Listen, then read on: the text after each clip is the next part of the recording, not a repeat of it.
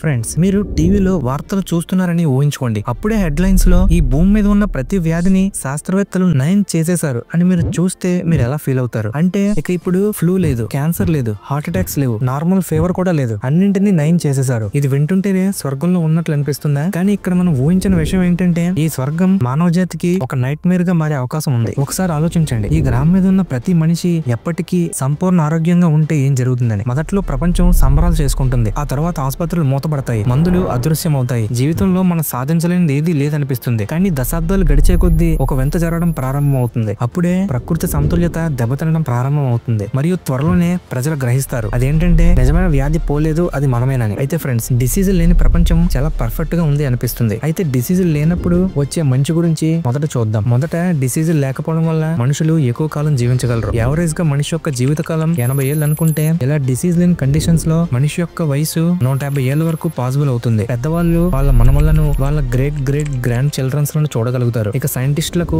Medicines cure చేయడంలో struggle ఉండదు, కాబట్టి వాళ్ళు స్పేస్, ఏఐ, యూనివర్స్ లోని మిస్టరీస్ ని ఎక్స్ప్లోర్ చేయగలుగుతారు. హాస్పిటల్స్, మెడిసిన్స్, ఇన్సూరెన్స్ బిల్స్ కోసం వెళ్లే $1 ట్రిలియన్ సేవ్ అవుతాయి. ఇనిషియల్లీ ఇది ఒక పర్ఫెక్ట్ వరల్డ్ లో అనిపిస్తుంది, కానీ ప్రతి పారడైస్ కి ఒక షాడో ఉంటుంది. అంటే కొన్ని సమస్యలు ఉంటాయి. అందులో మొదటి సమస్య ఓవర్ పాపులేషన్. ఎందుకంటే డిసీజ్ లేకపోవడం వల్ల ఎవరు మృతి చెందరు. సిటీస్ క్రౌడ్ అవుతాయి, ఫుడ్, వాటర్, ల్యాండ్ లో కొరత మొదలవుతుంది, హంగర్, ఫైట్స్, కాన్ఫ్లిక్ట్స్ పెరుగుతాయి. మనం ఎప్పటికీ ఖాళీ లేని ఓవర్లోడెడ్ వరల్డ్ లో జీవించాల్సి వస్తుంది. రెండవ సమస్య నేచర్ బ్యాలెన్స్ ను కోల్పోతుంది. డిసీజులు నేచర్ లోని బ్యాలెన్స్ ను మెయింటైన్ చేస్తాయి. వ్యాధులు లేకుండా జంతువులు అధిక జనాభాను పెంచవచ్చు. అవి పంటలను తింటాయి మరియు పర్యావరణ వ్యవస్థలను అస్థిరపరుస్తాయి. కీటకాలు, మొక్కలు మరియు బ్యాక్టీరియా నేచురల్ సైకిల్ లో తమ పాత్రను కోల్పోతాయి. అప్పుడు ప్రపంచం పరిపూర్ణంగా కనిపించడం ప్రారంభిస్తుంది. హ్యూమన్స్ అన్యాచురల్ డామినెన్స్ పొందుతారు, కానీ ఎర్త్ సర్వైవ్ కావడానికి స్ట్రగుల్ అవుతుంది. మూడో సమస్య humanity stagnation. Pain, struggle, loss ఇవే హ్యూమన్స్ ను క్రియేటివ్ అండ్ ఇన్నోవేటివ్ గా తయారు చేస్తాయి. వ్యాధులు లేని ప్రపంచంలో సైంటిస్టులు, ఆర్టిస్టులు మరియు థింకర్స్ మోటివేషన్ కోల్పోతారు. Comfort becomes enemy of progress. Humanity slow అవుతుంది. నాలుగో సమస్య మొరాలిటీ అండ్ డిలెమాస్. మన లైఫ్ ఫ్రాజిల్ కాబట్టి ప్రతి second precious.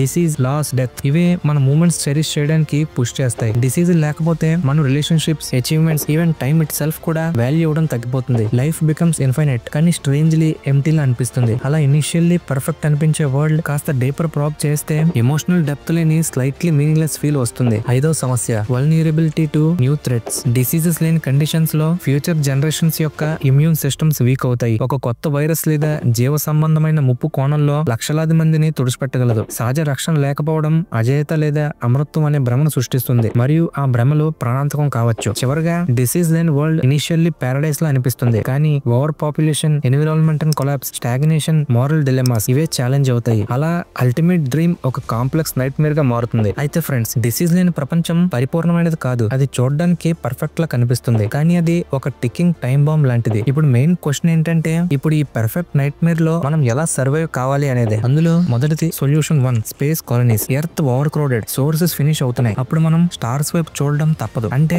Mars, Europa, Jupiter, moons ఇవి మన కొత్త హోమ్స్ అవుతాయి. కానీ అక్కడ కూడా సేమ్ ప్రాబ్లం ఉంటుంది. ఇన్ఫైనైట్ లైఫ్, ఓవర్ పాపులేషన్, ఇంకా స్కార్సిటీ. అయితే ఇక్కడ మనం ఒక లెసన్ నేర్చుకుంటాం. అదేంటంటే యూనివర్స్ కూడా లిమిట్స్ ఉన్నాయి మరియు మనం కాన్సిక్వెన్సెస్ నుండి ఎప్పుడూ తప్పించుకోలేమని. Solution number 2 artificial life limits. శాస్త్రవేత్తలు లైఫ్ స్పాన్ ని ఆర్టిఫిషియల్ గా కంట్రోల్ చేయడం ప్రారంభిస్తారు. ఉదాహరణకు ప్రతి మనిషి 120 సంవత్సరాలు మాత్రమే జీవించేలా, తర్వాత బాడీ సేఫ్ గా షట్ డౌన్ అయ్యేలా. ఇది కాస్త స్ట్రిక్ట్ అనిపిస్తుంది కదా, కానీ ఇది మనం సర్వైవ్ కావడానికి చాలా ఇంపార్టెంట్. దీని ద్వారా ప్రతి సెకండ్ మనం విలువైనదిగా భావిస్తాం. లైఫ్ వాల్యూని అప్రిషియేట్ చేయడం, అర్జెన్సీని ఫీల్ చేయడం నేర్చుకుంటాం. Solution number 3 selective birth control. ఇక్కడ పాపులేషన్ కంట్రోల్ తప్పనిసరి అవుతుంది. ఇక్కడ babies only Born when someone passes away. ఇది కష్టమైన మోరల్ మరియు ఎమోషనల్ చాయిస్, కానీ earth cannot sustain billions of immortal humans without this. ఇక్కడ ఫ్యామిలీస్ పేషెన్స్ ని నేర్చుకుంటాయి, సొసైటీ బ్యాలెన్స్ నేర్చుకుంటుంది, అలాగే ఆర్డర్ రిస్టోర్ అవుతుంది. ఫ్రెండ్స్, ఇక్కడ హ్యూమన్స్ కంట్రోల్ చేయగలిగే డిసీజులను తిరిగి రీఇంట్రడ్యూస్ చేయాల్సి ఉంటుంది. అవి